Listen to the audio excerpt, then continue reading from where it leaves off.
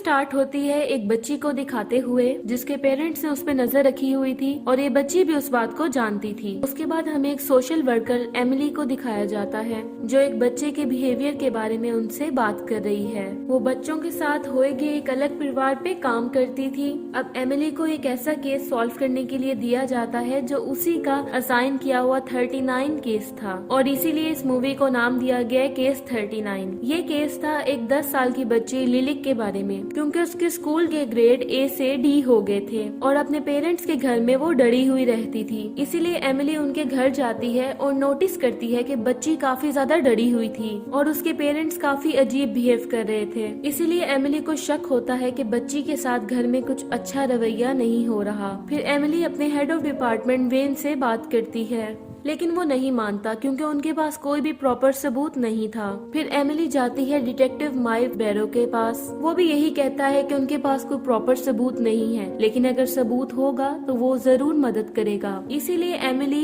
Van को force करती है कि वो लिलिक के पेरेंट्स को ऑफिस बुलाएं और ऑफिस में चुपके से लिलिक एमिली से कहती है कि उसके पेरेंट्स उससे बहुत नफरत करते हैं, लेकिन वेन के सामने अपने माता पिता के सामने आकर वो इस बात को मानने से इनकार कर देती है, जिससे एमिली को डाउट होता है कि बच्ची के साथ कुछ तो जरूर गलत हो रहा है। लेकिन अभी भी उसके पेरेंट्स के खिलाफ एमिली के पास कोई भी सबूत नहीं था। फिर लिलिक के स्कूल जाके एमिली उससे अपना नंबर देती है ताकि कोई भी प्रॉब्लम होने पर वो उसे कॉल कर सके। रात में एमिली अपनी एक दोस्त टक को कॉल करती है लिलिक की बातें शेयर करने के लिए, लेकिन वो कॉल नहीं उठाता, इसलिए वो उसे वॉइस मैसेज छोड़ देती है। तभी एमिली के पास लिलिक का कॉल आता है और वो उसे कहती है कि उसके पेरेंट्स उसे मारने वाले हैं और साथ ही फोन डिस्कनेक्ट हो जाता है। दूसरी तरफ लिलिक के पेरेंट्स उसे ओवन में डाल के मारने ही वाले होते हैं कि तभी वहाँ पे डिटेक्टिव माइक और एमिली पहुँच जाते हैं और उसे बचा लेते हैं। अब लिलिक के पेरेंट्स को मेंटल इंस्टीट्यूट भेज दिया जाता है क्योंकि वो लोग जो भी कर रहे थे वो नॉर्मल नहीं था। अब लिलिक को एक चिल्ड्रन होम भेज दिया जाता है जहाँ वो रहना ही नहीं चाहती थी।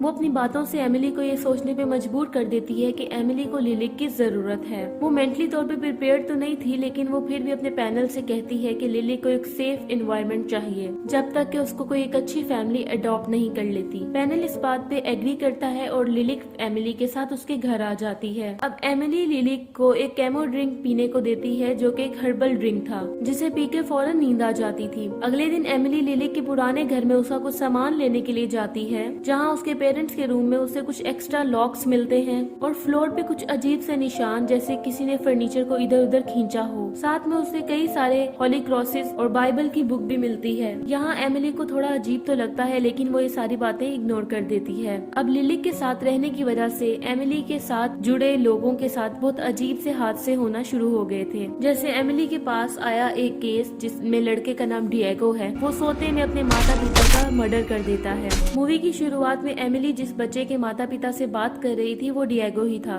पता करने पे डिटेक्टिव माइक एमिली को बताते हैं कि उसके घर से ही कोई फोन आया था, उसके बाद ही ये सब कुछ हुआ। अब पूछताछ करने पे लिलिक इस बात से इनकार कर देती है, लेकिन एमिली और माइक दोनों जानते थे कि वो झूठ बोल रही है। अब लिली को एक साइकेट्रिस्ट के पास जाना पड़ता है जो कि एमिली का फ्रेंड टक ही करता है। वो सेशन के दौरान बहुत अजीब सी बातें करती है। वो टक से पूछती है कि उसे किस चीज से डर लगता है और अपने बारे में बताती है कि उसे किसी भी चीज से डर नहीं लगता सिवाय खुद के। अब टक को बचपन से ही हॉर्नेट से काफी ज्यादा डर लगता था। अब टक एमिली से कहता है कि लिलिक से बात करते हुए ऐसे लग रहा था जैसे वो उसे थ्रेटन कर रही है। अब वो कल अपने सीनियर को लेके आएगा जो इसकी दोबारा से इन्वेस्टिगेशन करेगा। अब रात को टक को एक कॉल आता है जिसपे उसे काफी स्ट्रेंज सी आवाजें सुनाई देती हैं। अब फोन बंद करने के बाद उसे एहसास हो रहा था जैसे उसके पूरे शरीर पे हॉर्नेट्स चल रहे हैं, जिससे वो काफी ज्यादा डर जाता है और खुद को बचाने की कोशिश करता है। वो काफी ज्यादा डर जाता है और अपने बाथरूम में इधर उधर गिरता है, जिससे गिरने की वजह से उसकी मौत हो जाती है। अब एमिली को पता चल गया था कि उसके पेरेंट्स पागल नहीं थे, बल्कि जितनी भी मौत हो रही है ये सब लिलिक की वजह से हो रही है। अब इन सब बातों का पता लगाने के लिए एमिली मेंटल इंस्टीट्यूट उसके पेरेंट्स से मिलने जाती है। वहाँ उसे पता चलता है कि लिलिक उनकी बेटी नहीं बल्कि डीमन है, जो पैदा होने से पहले ही उसकी माँ के अंदर था। लिलिक के पिता का कहना था कि उनकी फैमिली पहले काफी बड़ी होती थी, लेकिन इन पिछले 10 सालों में उन्होंने अपनी फैमिली के काफी मेंबर्स को खो दिया। लिलिक बस अपने अपनी बात मनवाना चाहती है। जब तक उसकी बात मानते रहोगे वो ठीक रहेगी। वो एक ऐसी बच्ची है जो फ्यूचर देखती है,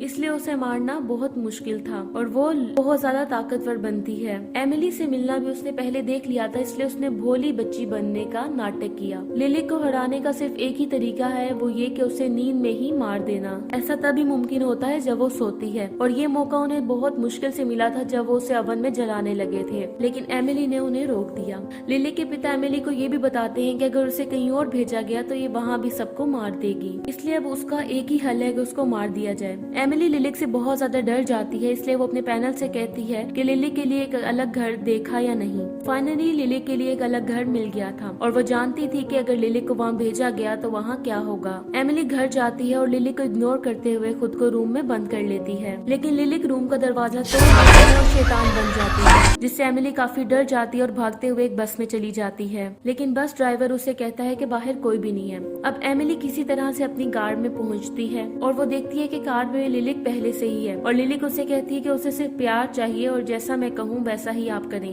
अब एमिली लिलिक के पेरेंट्स से मिलने आई थी, ये बात लिलिक को पहले ही पता चल गई थी, इसलिए उसने अपने पेरेंट्स को भी मार दिया। उसकी माँ को अचानक से अपने हाथ जलने का एहसास होता है और उसके पिता जब खाना खा रहे होते हैं तो उन्हें लगता है कि जो सामने बैठा हुआ लड़का है वो वैसे ही खाना खा रहा है जैसे लिलिक खाती है और वैसे ही बात कर रहा है जैसे लिलिक करती है। फिर अचानक से भगदड़ के दौरान अपने ही फॉग से उनकी भी मौत हो जाती है। एमिली अब ये सारी बातें माइक को बताती है और माइक का कहना था कि लिलिक को एक साइकेट्रिस्ट की जरूरत है, लेकिन इन्वेस्टिगेशन करते हुए माइक को एक और रिकॉर्डिंग मिलती है जिसे वो एमिली को सुनाता है और उसमें काफी स्ट्रेंज सी आवाज थी जो कि बार बार चेंज हो रही थी, जैसे कि मेल और फीमेल वॉइस में। ये कॉल लिलिक ने टक को की थी जिस रात उसकी मौत हुई थी। माइक एमिली की मदद करने के लिए तैयार था, इसलिए वो गन लेके एमिली के घर ही आ रहा था, लेकिन लिलिक को इस बात का पहले ही पता चल गया था और एमिली को भी लिलिक के पास से वो सब फोटोग्राफ्स मिल गई थी जो लोग लिलिक से जुड़े हुए थे। लिलिक लोगों के डर को उनके खिलाफ इस्तेमाल करती थी, लेकिन अगर आप उसके साथ अच्छे रहोगे और नहीं डरोगे तो वो आपका कुछ नहीं बिगाड़ेगी। फिर माइक को लगता है कि जैसे कोई जंगली कुत्ता उसके पास जा रहा है, इसके बाद वो अपने आप को ही गोली मार देता है। अब एमिली लिलिक पे बहुत गुस्से से चिल्लाने लगती है और लिलिक एक डेमोनिक आवाज में बोलने लगती है। अब एमिली खुद को एक रूम में लॉक कर लेती है और डोर के आगे काफी ज्यादा फर्नीचर रख देती है, लेकिन लिलिक दरवाजा तोड़ के अंदर आ जाती है और एमिली को फोर्स करती है कि वो इसी घर में उसके साथ अच्छे से रहे। अब एमिली किसी तरह से वही हर्बल ड्रिंक में स्लीपिंग पिल्स मिला के लिलिक को पिला देती है ताकि उसे नींद आ जाए। उसके बाद वो पूरे घर में आग लगा देती है ताकि लिलिक मर जाए, लेकिन लिलिक फिर भी किसी तरह से बच जाती है। अब इनका घर पूरी तरह से जल गया था, इसलिए पुलिस उन्हें किसी और घर में जाके रहने का कहती है। अब एमिली गुस्से में आके साइड पे तेज गाड़ी चलाने लग जाती है और लिलिक उसे वही फ्लैशबैक दिखाती है जब बचपन में वो अपनी माँ के साथ जा रही थी और बारिश हो रही थी, लेकिन किसी तरह से एमिली इस डर से बाहर निकल जाती है और एमिली उससे कहती है कि उसे अब डर नहीं लगता। अब ये बात सुन के लिलिक डरने लग जाती है और एमिली कार को सी के अंदर डुबा देती है। अब पानी में आके लिलिक अपने असली रूप में आ जाती है और एमिली उसे पानी में डुबाने लगती है। लिलिक एमिली को पानी में अपनी तरफ खींचती है, लेकिन एमिली किसी तरह से खुद को बचाने में कामयाब हो जाती है और पानी के ऊपर आ जाती है। इसी के साथ ये मूवी एंड हो जाती है। Thank you so much for watching.